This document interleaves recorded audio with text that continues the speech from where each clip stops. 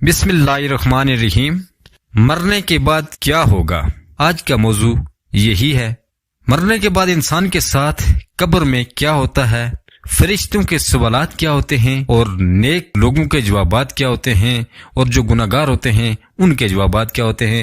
آج ہم اس مختصر سی ویڈیو میں اس کی پوری ڈیٹیل جانیں گے۔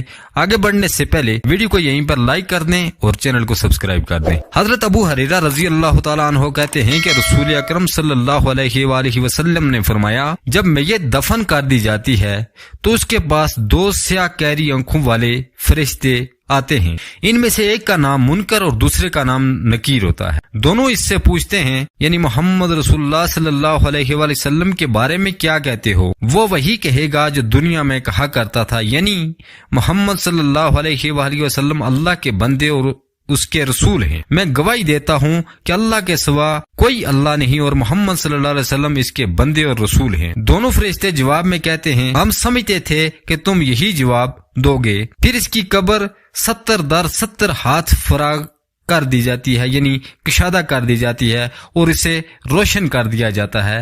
پھر بندے سے کہا جاتا ہے، سو جاؤ۔ وہ کہتا ہے، میں اپنے اہل و عیال میں واپس جا کر انہیں اپنی مغفرت کی خبر دینا چاہتا ہوں۔ فرشتے جواب میں کہتے ہیں، اے بندہ خدا، یہ ممکن نہیں ہے، بلکہ اب تم دلہن کی نیند جیسی پرسکون نیند سو جاؤ جسے اس کے محبوب کے علاوہ کوئی نہیں جگاتا۔ چنانچہ وہ سو جاتا ہے، یہاں تک کہ اللہ ہی اسے قبر سے اٹھائے گا۔